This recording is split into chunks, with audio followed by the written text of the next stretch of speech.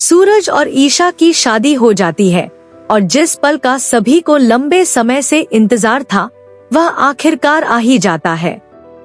ईशा अपना पूरा दर्द सूरज के सामने रख देती है और बताती है कि आकाश के साथ उसका रिश्ता सिर्फ मजबूरी था, एक ऐसा नाटक जिसे हालात ने उसे करने पर मजबूर कर दिया था। वह रोते हुए कहती है कि उसने हमेशा सिर्फ सूरज से ही प्यार किया है। सूरज यह सब सुनकर भावुक हो जाता है और उसके अंदर का दबा हुआ प्यार फिर से जाग उठता है। वह ईशा का हाथ पकड़कर कहता है कि अगर यह सच है तो अब कोई भी उन्हें अलग नहीं कर सकता। वह सबके सामने ईशा की मांग में सिंदूर भर देता है और उसे अपनी पत्नी बना लेता है। वहां मौजूद सभी लोग यह देखकर हैरान रह जाते हैं। ईशा खुशी और आश्चर्य में खो जाती है। दूसरी तरफ आकाश गुस्से से पागल हो जाता है और सूरज से भिड़ जाता है, लेकिन सूरज अब पहले जैसा कमजोर नहीं रहता। 1 साल की मेहनत के बाद वह एक IAS अधिकारी बन चुका होता है, इसलिए उसका आत्मविश्वास बहुत मजबूत होता है। परिवार वहां पहुंच जाता है। शुरुआत में सभी हैरान होते हैं, लेकिन जब ईशा सच बताती है तो सब कुछ साफ हो जाता है। ताई माँ और अरविंद भावुक होकर खुश हो जाते हैं और सारी गलतफहमियां खत्म हो जाती हैं। लेकिन कहानी यहीं खत्म नहीं होती। आकाश अपने पिता गुलाब सिंह को सब कुछ बता देता है, जो गुस्से में आकर फैसला करता है कि वह किसी भी हाल में सूरज और ईशा को अलग करेगा।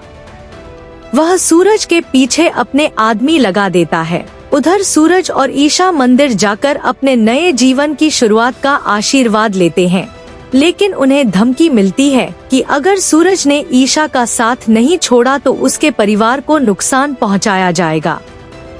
सूरज साफ कह देता है कि वह नहीं डरेगा।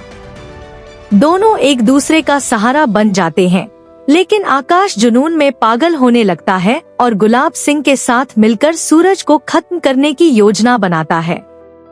इसी दौरान सूरज को गुलाब सिंह के पुराने अपराधों के सबूत मिलते हैं।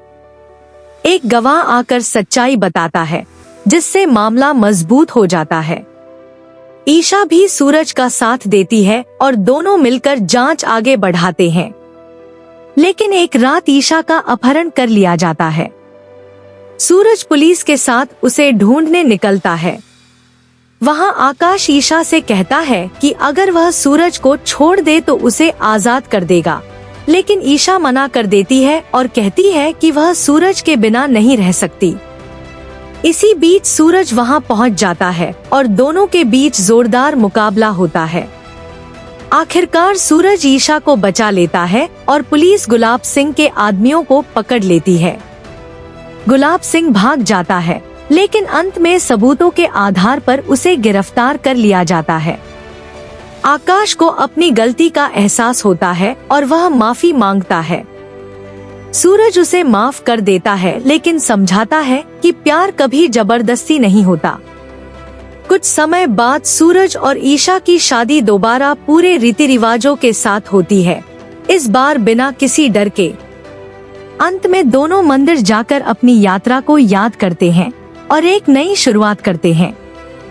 और इस तरह कहानी खत्म होती है, जहां सच्चा प्यार जीत जाता है और सारी साजिशें हार जाती हैं।